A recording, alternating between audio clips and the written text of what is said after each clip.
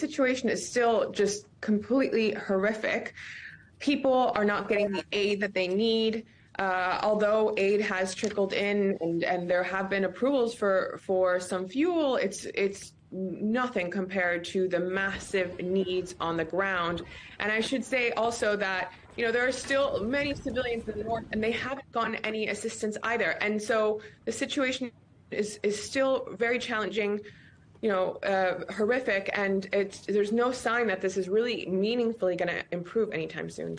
There are restrictions on movement in Gaza, of course, reporting restrictions, an information war, plus the military conflict. I mean, can you give us an accurate sense of perhaps how many children are being caught up in this violence in Gaza?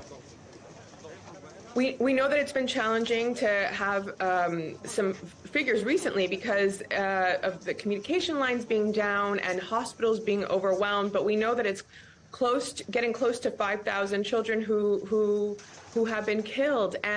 But you know, it's not just about the numbers. The experiences of these children are just absolutely awful. I mean, and we know that there are still many children that are trapped under the rubble that families have not been able to get because of lack of fuel, because of lack of equipment. And so we know that the death toll is continuing to rise. Well, let's talk about those experiences that children are enduring. I mean, what do we know about the long-lasting trauma that children have to deal with when surviving and living through all of this? Indeed, the trauma, it does not go away. We know from our research as Save the Children that even before this most recent escalation, 4 out of 5 children in Gaza were experiencing depression, nightmares, bedwetting.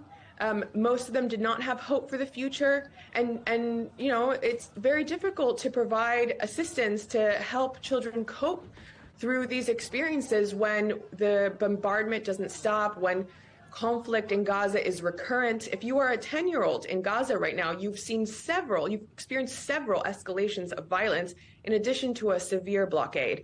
And so it's very difficult to help children cope when there is no sign that any of this will stop. Can you give us an idea then of some of the challenges that displaced children are having to face up to? I mean, one of the biggest challenges is access to clean water and access to food. We know that there have already been, you know, children are already suffering from severe dehydration, risk of starvation. The shelters in southern Gaza, if families have managed to make it there, are severely overcrowded, don't have access to clean water, and shelter is very difficult to come by. And so these are things that are also not easy to tackle when humanitarian access is restricted, when the flow of aid is conditioned. And so we really, really need a sustainable ceasefire to come quickly for aid agencies to be able to respond and for families to have some respite from the violence. Alexandra, thank you very much for coming on the programme. Alexandra Saieh from Save the Children International in Washington.